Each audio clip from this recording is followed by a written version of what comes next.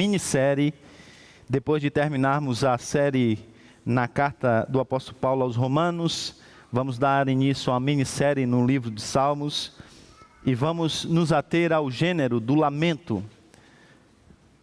Salmo de número 5.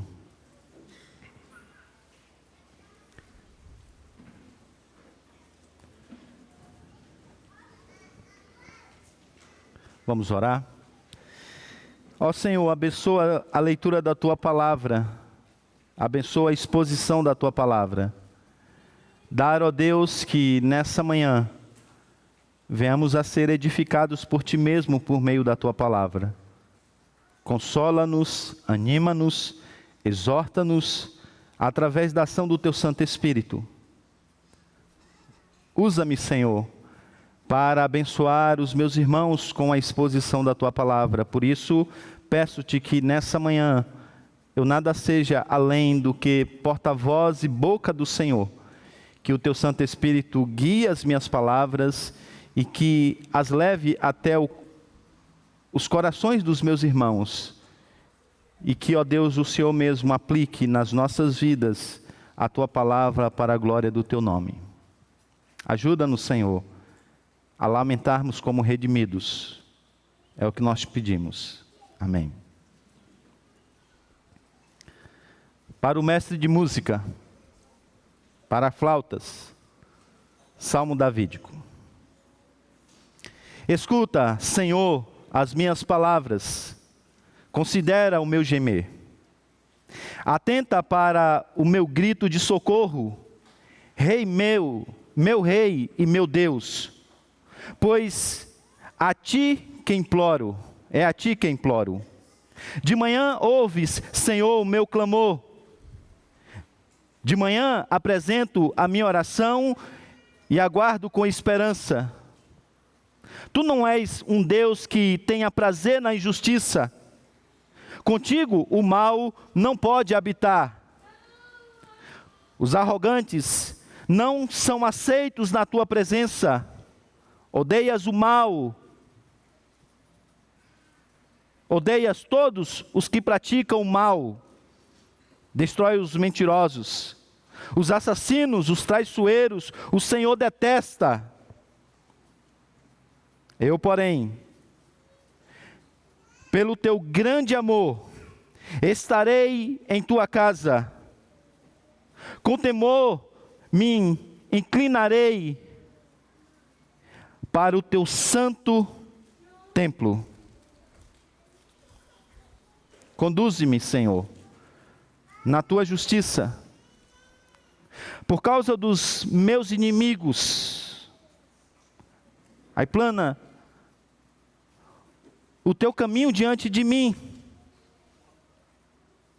Em seus lábios não há palavra confiável. A mente deles só trama destruição. A garganta é um túmulo aberto. Com a língua enganam sutilmente. Condena-os, ó Deus. Caiam eles por suas próprias maquinações. Expulsa-os por causa dos seus muitos crimes, pois se rebelaram contra Ti. Alegre-se, porém, todos os que se refugiam em Ti. Cantem sempre de alegria. Estende sobre eles a Tua proteção. Em Ti exultem os que amam o Teu nome. Pois Tu, Senhor, abençoas o justo. O Teu favor o protege como um escudo.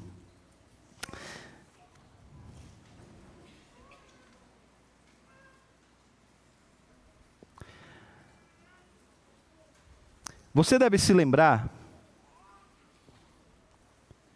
que certa feita duas mulheres apresentaram-se diante do rei Salomão. Pelo que diz a história, dá a entender que uma delas carrega nos braços uma criança. Ambas dizem ser a mãe da criança.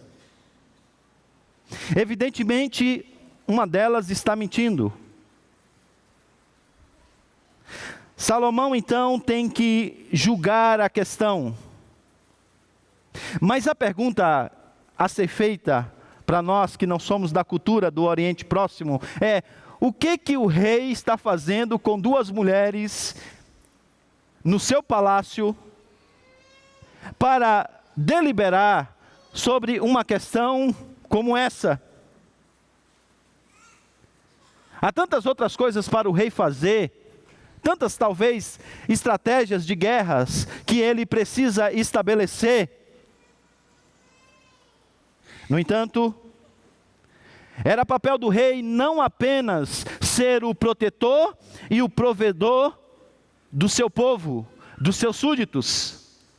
Cabia ao rei também julgar e estabelecer justiça em seu reino. Então era uma atribuição do rei julgar as causas e manter a justiça no reino. Agora a pergunta que se deve fazer é: e quando a injustiça chega no palácio e o rei é fruto dela? E quando o rei está sendo injustamente perseguido? E quando o rei está sendo colocado na parede? E quando estão tentando tomar o seu trono, destruir o seu reino, destruir os valores do reino ora estabelecido? Quando isso então está acontecendo, o que pode fazer o rei? A quem ele pode recorrer? Com quem ele fará qualquer tipo de aliança? Os demais reis poderiam recorrer aos seus parceiros de aliança, mas e quando o rei é de Israel? O que ele pode fazer? Bem, a resposta a essa pergunta está nos salmos escritos pelos reis, entre eles Davi. O rei, em momentos como esse, não tem outra coisa a fazer a não ser buscar o supremo juiz, a não ser recorrer a Deus, a não ser ir à casa do Senhor, a suprema corte, o templo do Senhor, em busca de ajuda. E esse salmo é uma descrição de uma situação como essa. O versículo de número 2 traz a palavra "eu te imploro", um termo usado no contexto jurídico que faz uma súplica pedindo um juízo favorável. Então esse salmo, Davi está orando como tipo de Cristo por justiça, para que a nação alcance justiça. E nós sabemos, meus irmãos, que é uma situação totalmente deplorável quando uma nação diz: nós não temos outro Deus, não temos outro rei, senão César. Mas sabemos também que uma nação está em uma situação ainda pior, quando precisa resistir a César, mas não tem a quem recorrer, não tem com quem falar. Mas essa não é a situação de Davi. E como veremos ao longo dessa série, não é a situação da igreja de Cristo, dos súditos do reino de Cristo. Porque sim, nós temos acesso à corte celestial, nós temos acesso ao verdadeiro supremo tribunal, e lá nós podemos apresentar a nossa queixa. De maneira redimida, podemos apresentar o nosso lamento. E meus irmãos, digo a vocês, que se durante essa minissérie, o Senhor moldar o nosso lamento, eu já me dou como satisfeito. O título então dessa série é Lamento dos Redimidos. E o título dessa mensagem é Recorrendo o Verdadeiro Supremo Tribunal. O salmo é dividido em duas partes.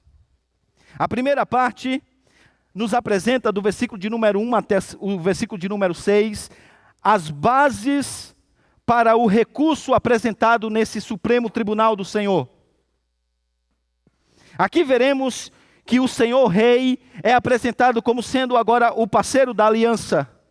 E que não apenas é o parceiro da aliança, mas é aquele que detesta o mal. Tendo estabelecido isso, é-nos apresentado agora, dos versículos de número 7 até o versículo de número 12, as petições do recurso nesse Supremo Tribunal.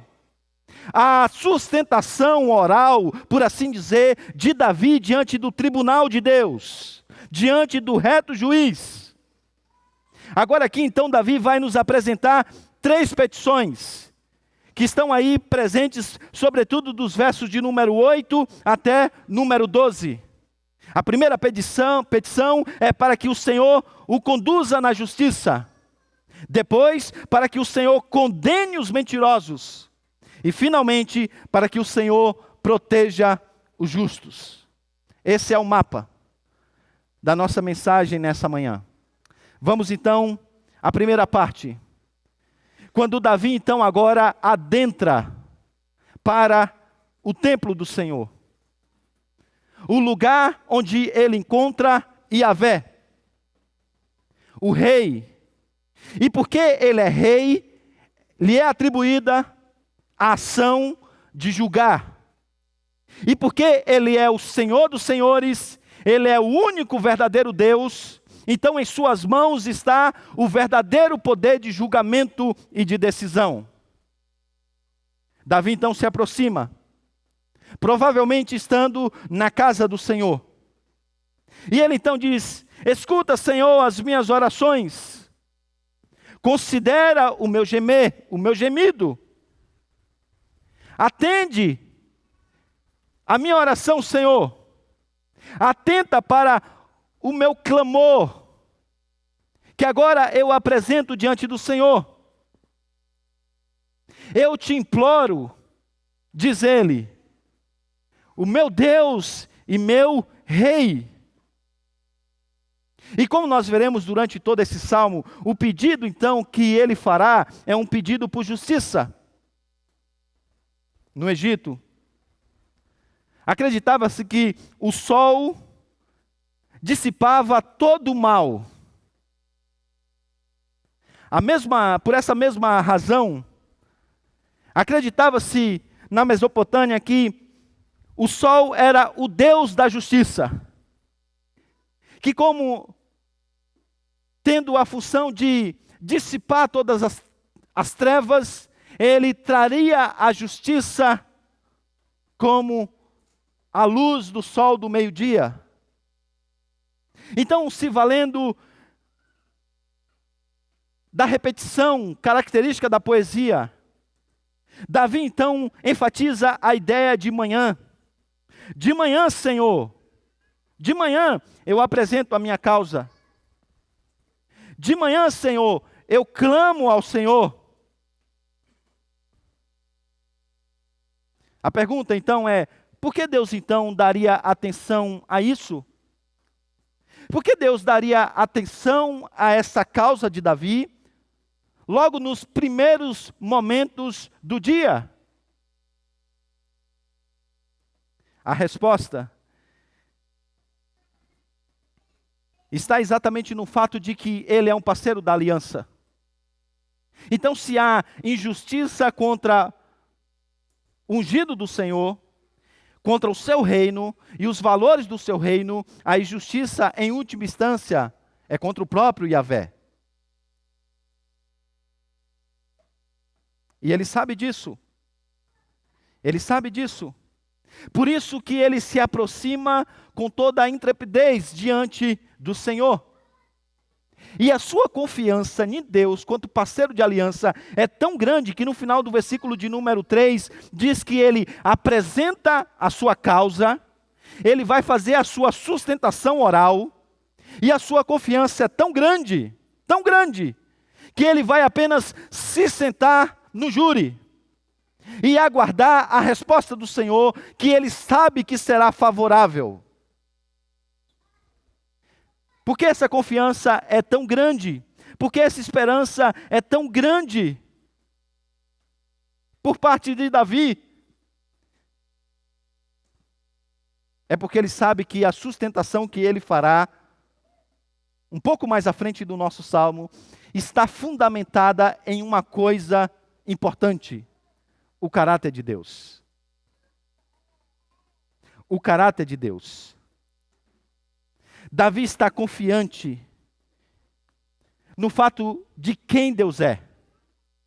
Ele sabe que Deus é santo e justo, e por essa razão o mal não pode coexistir com Deus. E agora, tendo isso em mente, ele dá início à sua ideia. E se você observou a leitura, você deve ter percebido que no versículo de número 4 e o versículo de número 7 são destacados os direitos de asilo em uma perseguição. A ideia de habitar ou não habitar, a ideia de acolher ou não acolher, é a ênfase nesses dois versos. Havia um aspecto cultural daquela época, que dizia que um parceiro da aliança poderia habitar na casa de outro parceiro enquanto fugia para não ser morto, pelo menos por 3 dias, em busca de refúgio. Davi sabe que, como parceiro da aliança, ele tem refúgio no Senhor. Ele pode adentrar a casa do Senhor, e ele pode ficar não apenas 3 dias, não apenas 6 dias, não apenas 9 dias, mas ele pode ficar debaixo da casa do Senhor e do escudo do Senhor para todo sempre. E ele sabe que essa não é uma realidade dos ímpios. E se Deus, então, os expulsar da sua presença e os entregar a eles mesmos, acontecerá o que acontece quando não se está debaixo da graça do Senhor. A destruição o alcançará. E agora, irmãos, então, tendo isso em mente, como se em um discurso que visa convencer o reto juiz, Davi, então, agora faz a sua sustentação oral, fazendo um contraste, personificando o ímpio como um homem que está andando em busca de algum abrigo, mas que a sua vida é marcada pela maldade. Ele não está fugindo à toa. E agora então Davi vai descrever os ímpios com expressões terríveis, tons sombrios. Ele diz: eles são injustos, arrogantes, mentirosos, assassinos, traiçoeiros. Eles praticam o mal. Agora observe vocês o contraste, porque Deus ainda é apresentado em tons ainda mais assustadores. Versículo de número 4 diz: Tu não és um Deus que tenha prazer na injustiça. Contigo o mal não pode habitar. Os arrogantes não são aceitos na tua presença. Odeias todos os que praticam o mal. Destróis os mentirosos. Os assassinos e os traiçoeiros, o Senhor detesta. Veja que Davi descreve os sentimentos do Senhor para com o mal. E não apenas os sentimentos do Senhor diante do mal, mas a própria ação do Senhor para com o mal. Davi está então lembrando que as coisas não podem ficar como estão. E a razão disso é quem Deus é. É quem Deus é. Como se fosse um apelo para que Deus viesse e agisse por amor ao seu próprio nome. Bem, quais são as implicações desses versos para as nossas vidas? O que é que isso muda em nossas vidas?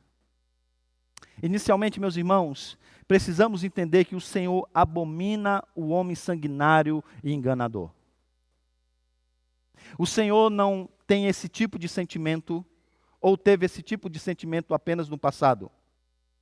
O Senhor continua sentindo a mesma coisa hoje, e o Senhor continuará sentindo a mesma coisa até que o mal exista no mundo criado por Ele. E eu digo isso a vocês para que vocês entendam que vocês não podem votar em uma pessoa que ama o mal que Deus abomina, mesmo que isso seja o menor de dois males. Os seus sentimentos precisam estar alinhados com os sentimentos do Senhor. Além disso, nunca caia na armadilha de pensar que as coisas estão como estão, porque Deus soberanamente quis que elas estivessem assim e continuassem assim. Essa é uma ideia defeituosa da soberania de Deus.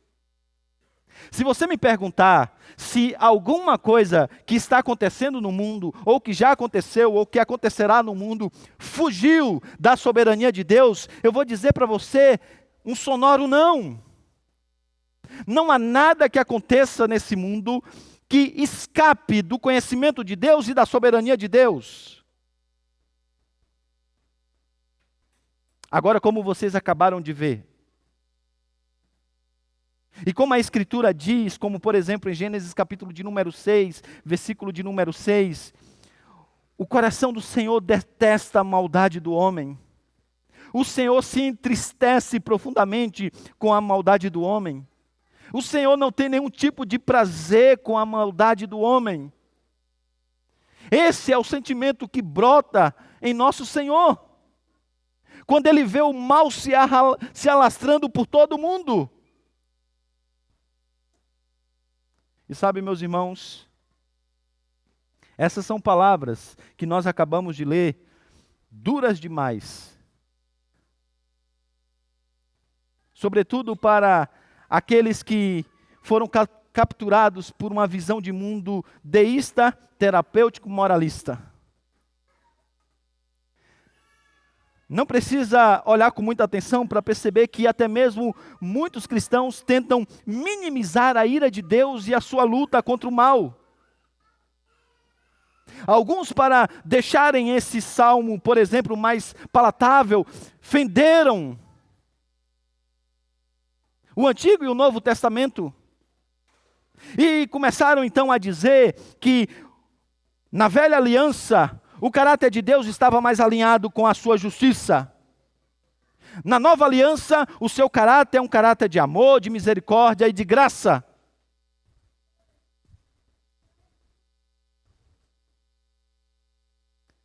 Porém, como observou um comentarista,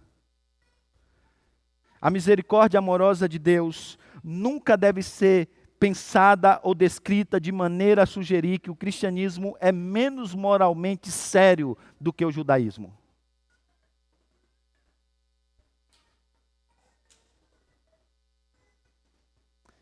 O caráter santo e justo de Deus é imutável. Imutável. Imutável.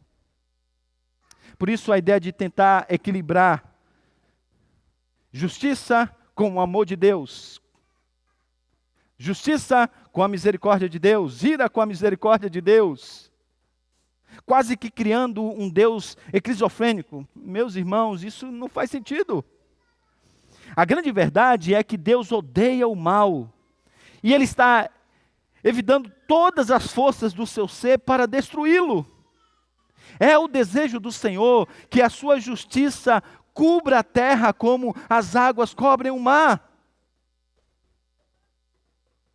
Por isso nós não podemos deixar de lamentar pelo mal que há no mundo. O nosso coração, diante de tanto mal e tão acostumado com o mal, não pode se tornar insensível.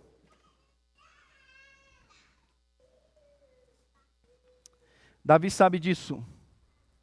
Davi conhece muito ao Senhor e o seu caráter. Por isso, então, agora ele se apresenta e coloca, então, as suas petições. É o conteúdo da sua sustentação oral diante do reto juiz.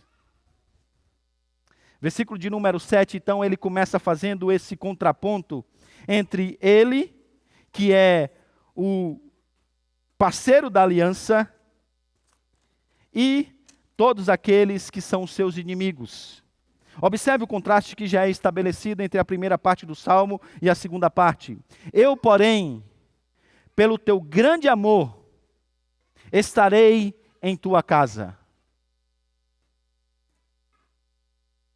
Enquanto o mal personificado não pode habitar com o Senhor, não pode sequer estar na presença do Senhor, Davi sabe que ele pode estar na presença do Senhor.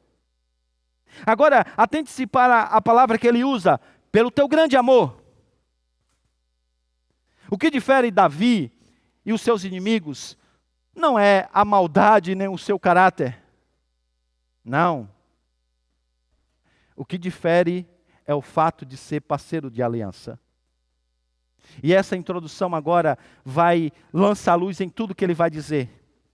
E a primeira, então, petição que ele faz está aí no versículo de número 8, quando ele diz: conduze-me na tua justiça. Conduze-me, Senhor, na tua justiça. Por causa dos meus inimigos. E ele continua dizendo: aplana o teu caminho diante de mim. Consegue perceber o que está acontecendo aqui, meus irmãos? Você vai perceber que ele está tomado por uma ira santa. Que ele vai usar palavras duras para com seus inimigos. No entanto, se tem uma coisa que Davi tem consciência, é que o mal é tão forte dentro dele como é em todos os demais. Ele sabe do potencial do mal, do pecado. Sobretudo para aqueles que estão sendo atacados pelo próprio mal. Ele sabe que não poucas vezes nós somos capazes de, por causa da nossa ira injusta, alicerçada na nossa autojustiça, destruirmos a dignidade de alguém através dos nossos julgamentos precipitados.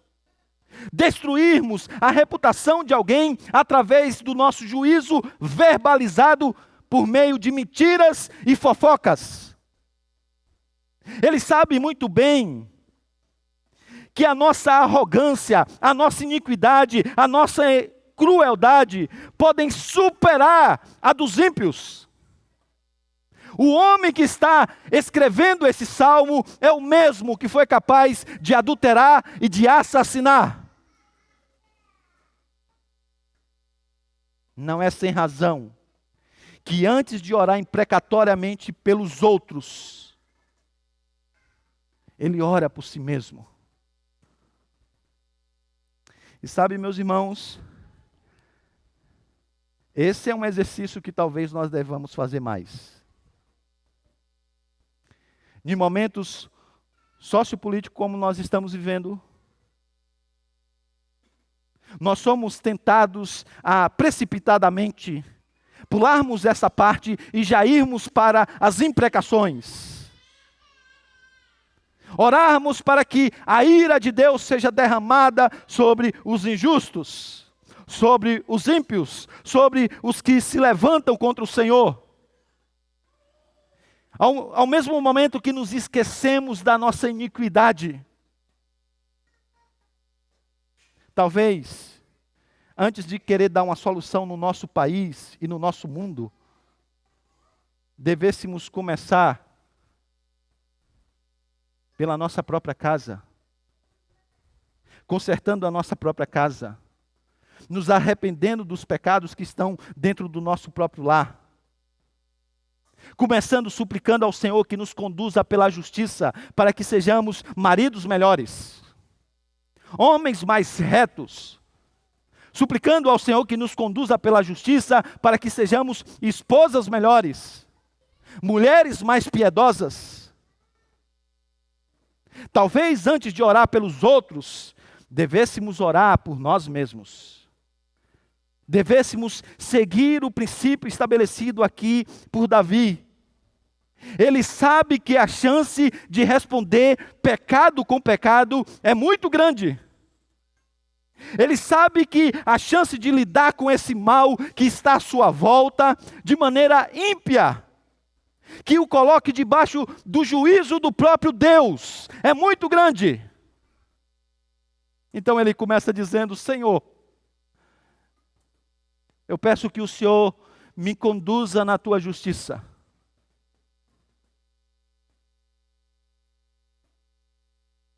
Sabe uma coisa interessante?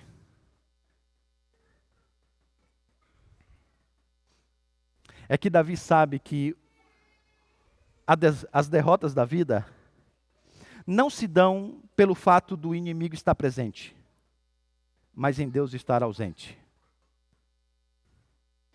Ele tem a convicção de que se Deus for com ele, ele será invencível. Mas se ele for com ele mesmo, ele estará perdido.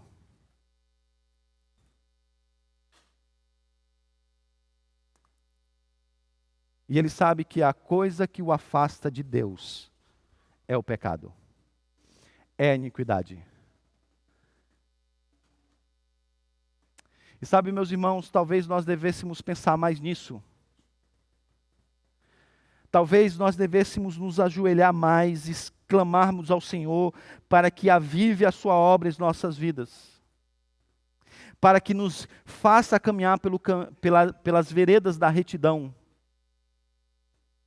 Para que não apenas a nossa casa vá bem, mas para que os nossos negócios sejam feitos à luz da lei de Deus. Para que, enquanto nós estamos condenando os outros, não chamemos para cima de nós mesmos o juízo do Senhor.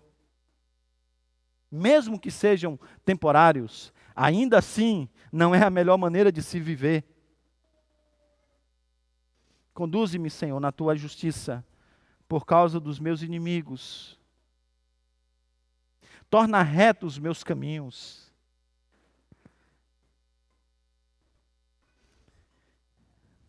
Tendo dito isso, ele se volta agora para os seus inimigos. Mais uma vez, as palavras são fortes. Talvez, para muitos da nossa cultura, nem deveriam ser pregadas. Não é politicamente correto dizer isso. Soa ofensível dizer essas coisas.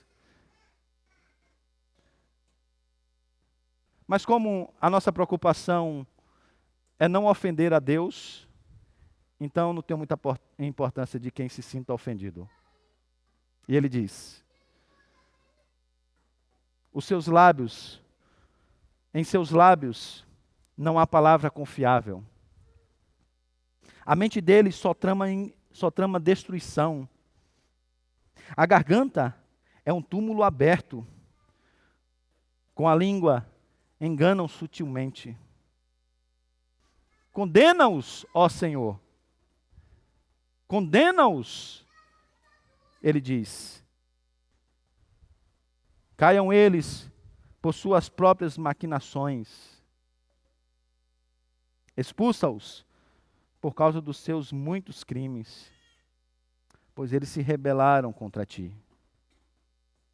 Davi diz que do mais profundo do ser, dos seus inimigos, que é o coração,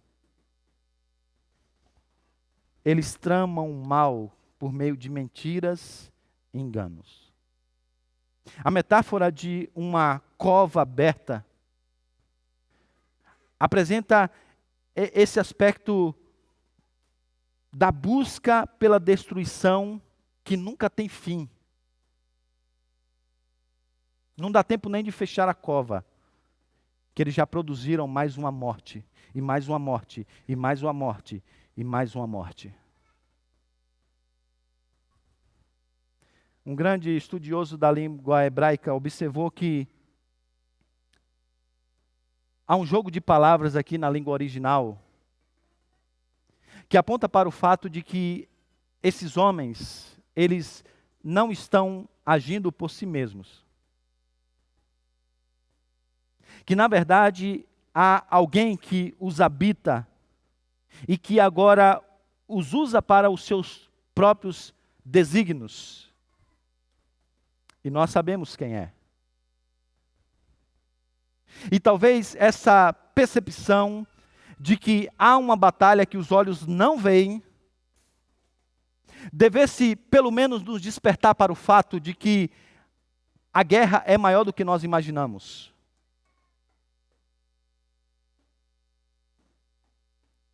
E mais do que isso, para o fato de que nós não podemos lutar sozinhos, na nossa força, no nosso próprio braço. Davi tem consciência disso. Por isso que ele precisa da ajuda do Senhor. E ele faz um pedido para que o Senhor faça o que ele sabe fazer muito bem, e que Davi não consegue fazer. Davi diz: que eles venham cair nas suas próprias maquinações, Senhor. Talvez, lembrando de Babel, quando o Senhor, através de uma ação do seu juízo, fez com que o acampamento inimigo se dividisse na linguagem e caíssem todos juntos, frustrando os seus planos. Davi sabe muito bem do que o Senhor pode fazer para levar ao fim qualquer tipo de plano maligno, fazendo-os cair em suas próprias maquinações. E meus irmãos, como não olhar para esse verso e não lembrar da história de Esté? Quando a mãe então faz aquela grande armadilha para pegar o povo de Deus na pessoa do seu representante ali, na Pérsia. Curiosamente, menos de 24 horas, o Senhor reverteu todos os planos e fez com que ele caísse nas suas próprias maquinações. Sabe o que isso significa? Significa, meus irmãos, que a gente pode viver tranquilo diante de todo o mal que se alastra. Porque se Deus quiser mudar as coisas, Ele muda em um tempo, em uma velocidade que não está no seu radar. Mas Deus já deu prova suficiente de que Ele pode fazer isso. E talvez nós devêssemos orar sobre tudo que está se levantando sobre o reino de Cristo e todos os ataques à pessoa do nosso Redentor. Nós devêssemos orar mais para que o Senhor os fizesse cair nas suas próprias maquinações. Para que o Senhor, assim, os entregando a eles mesmos, pudesse então produzir essa destruição. Agora você não pode passar desapercebido no que o salmista acabou de dizer. Ele diz: expulsa-o por causa dos seus muitos crimes, pois se rebelaram contra ti. Observe, meus irmãos, que Davi não está magoadinho e bravinho, porque os seus direitos podem ser retirados. Se é verdade que o contexto aqui é quando o seu filho Absalão quer usurpar do seu trono. Davi não está orando desse jeito para o Senhor, porque ele acha que o seu bolso pode ser prejudicado, ou que isso trará algum tipo de dificuldade para a saúde dos seus negócios, ou porque isso frustrará algum tipo de plano que ele tem em mente. E por que é importante dizer isso? Porque eu temo que as indignações e as manifestações de ira que nós temos tido Não tenha como motivação a glória de Deus, mas a nós mesmos. Tenha a ver mais com o que a gente tem ou pode deixar de ter, perder, ou do que a gente almeja, do que a glória de Deus.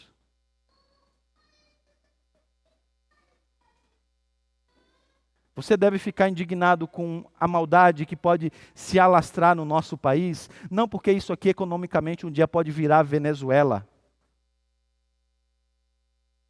mas porque algumas coisas que estão sendo estabelecidas são ofensivas ao Senhor.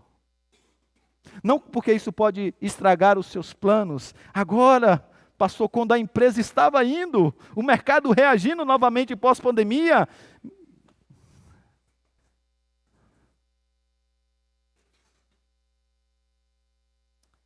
Poxa, pastor, bagunçou meus planos de educação domiciliar, hein?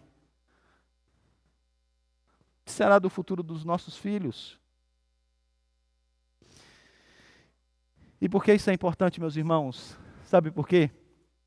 Porque o governo já se mostrou político o suficiente para subornar aqueles que lutam apenas pelas coisas desse mundo. A velha política sabe como ninguém fazer concessões, te dar aquilo que você tanto deseja, desde que você agora fique mais calmo. Acalme-se aí no seu lugar.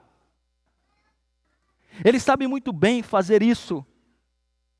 E eles têm conseguido subornar dessa maneira várias pessoas, inclusive muitos crentes. O que eles não conseguem, em hipótese alguma, é fazer alguém que está tomado pela glória de Deus, um fanático pela glória de Deus, se dobrar diante da injustiça. Então, se você não for movido pela glória de Deus, eu digo a você, hora ou outra, você vai se acalmar. Eu pensei que nem era assim, agora tinha temores de perder algumas coisas, nem perdi, tudo bem. Eu pergunto a vocês, e se tudo que está se plantando não mexesse com nada que você acha que é importante para você? E se a economia voasse? E se as concessões fossem feitas? Tudo bem? Lá no fundo, para muitos de nós, estaria tudo bem.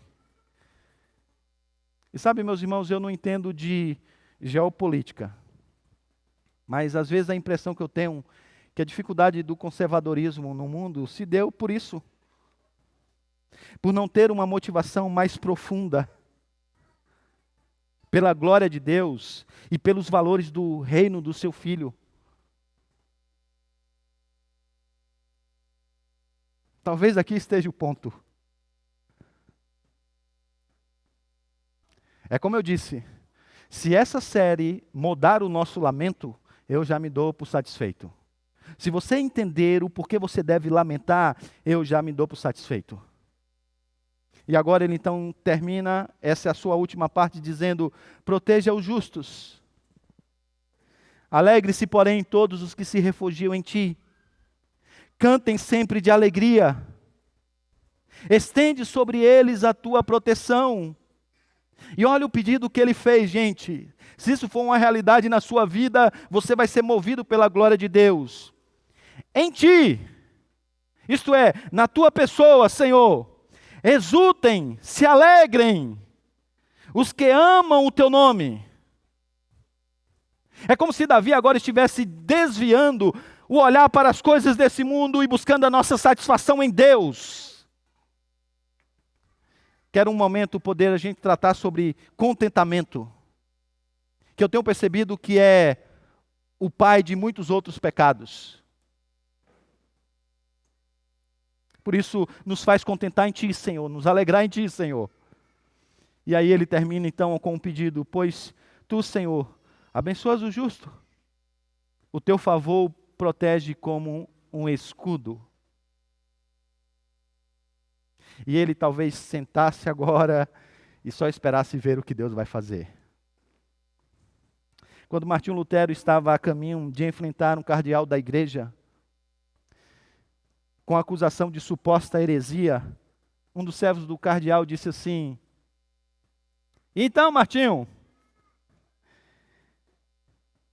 onde você vai encontrar abrigo se o príncipe não o proteger?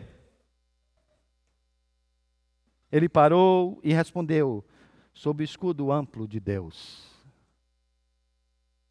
Sob o escudo amplo de Deus. Não importa o quão mau e quão cruel sejam os nossos inimigos, o nosso rei nos protege com o seu amplo escudo. Amplo escudo. Davi sabe que não estava sozinho.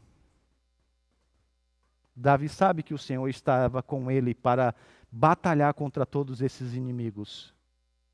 E o Senhor hoje se faz presente no nosso meio. Ele é Emanuel, Deus conosco.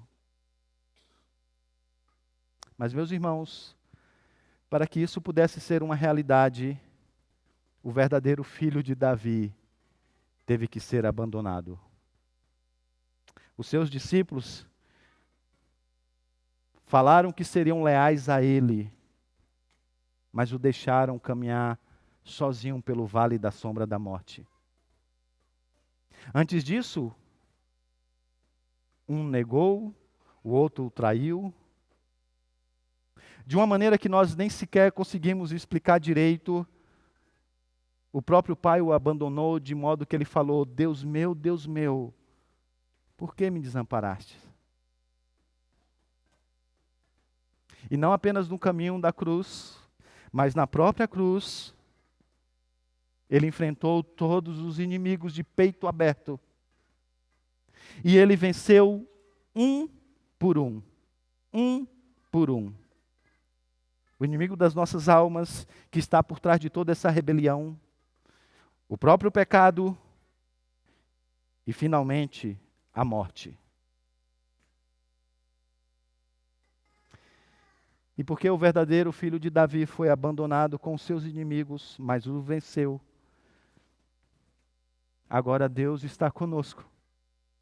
De maneira, meus irmãos, que não há nenhum lugar que você possa ir nessa semana que o escudo do Redentor não esteja com você.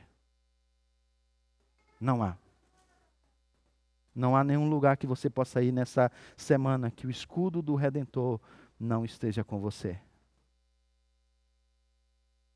Sabe, meus irmãos, o Salmo de número 5, há comentaristas que dizem que é o outro lado da moeda do Salmo de número 4. E que talvez o salmista tenha escrito esses dois salmos até mesmo no mesmo período, a mesma perseguição. Depois de lamentar no Salmo de número 4, ele diz o seguinte: em paz me deito e logo adormeço, pois só tu, Senhor, me fazes viver em segurança. A confiança de Davi era tão grande, tão grande, tão grande, tão grande no Senhor, que ele foi capaz de entregar a sua causa ao Senhor, na confiança de que Deus vai ser favorável à sua sustentação oral. E sem saber quando Deus faria isso, ele foi dormir o sono de uma criança, melhor, de um bebê. Bem, se Davi pôde ter uma confiança desse tamanho, olhando para o que Deus poderia fazer, qual deveria ser o tamanho da nossa fé, que olhando em retrospectiva, vemos o que Deus fez na vida de Davi. E vemos, na verdade, que tudo que Deus tinha prometido a Davi, Deus cumpriu na pessoa do seu filho. O reino não será estabelecido. O reino já for estabelecido. Já é uma realidade. Qual deveria ser o tamanho da nossa confiança? E nós olhamos para o cenário à nossa volta, e aí nós tomamos remédio para dormir e energético para ficar acordado. Meus irmãos, precisamos voltar a conhecer o tamanho do nosso Deus e da sua soberania, do seu cuidado, e descansar nisso, nele. Eu sei que o mal é um problema no nosso mundo, mas a boa nova é que o nosso Senhor venceu o mal. Um comentarista me chamou a atenção para a cena final do livro do Tolkien, O Retorno do Rei. Quando Frodo então finalmente arremessa o anel nas chamas. Aí eu fui procurar no YouTube lá para ver a cena nas imagens. E aí eu, olhando aquelas imagens, tudo sendo explodido por meio de fogo, lavas, terremotos. A cena mostra os inimigos correndo, tentando fugir, como se fosse possível. E agora, toda aquela destruição, não apenas o acompanhando, mas o alcançando e destruindo o inimigo. Um retrato bem parecido com o que o Senhor fará. Sabe, meus irmãos, eu fiquei pensando, a gente olha para o mundo que nós estamos vivendo e olhamos e dizemos, está se tornando infernal. Você não sabe o que está para ouvir. Infernal é o que virá. Agora, você sabe qual é a boa nova do Evangelho? É que se você estiver em Cristo,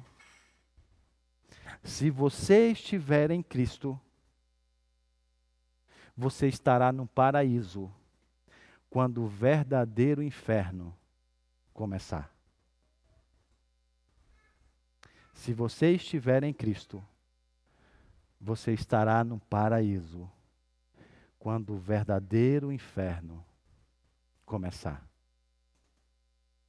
Então não dá para terminar a não ser pedindo para que o Senhor volte para estabelecer a sua justiça. Eu quero que você fique de pé. É isso que vamos fazer agora. Vamos pedir para que o Senhor volte. Volte para nos levar de volta para casa. Volte para nos colocar em um reino marcado pela sua verdadeira justiça. Volte para preencher a nossa alma com aquilo que nós tanto tentamos preencher nesse mundo, mas que nunca conseguimos. Volte para nos fazer exultar somente nele e nos alegrarmos no nosso Redentor. Volte para estabelecer finalmente, por completo, o reino do nosso Senhor, marcado por alegria, justiça e paz. E se Davi acreditou nessas verdades a ponto de dormir um sono de um bebê, quanto mais nós, que podemos ter a progressividade da revelação e vermos os atos históricos e redentores do Senhor na pessoa do seu Filho. Vamos então cantar com fé e com esperança.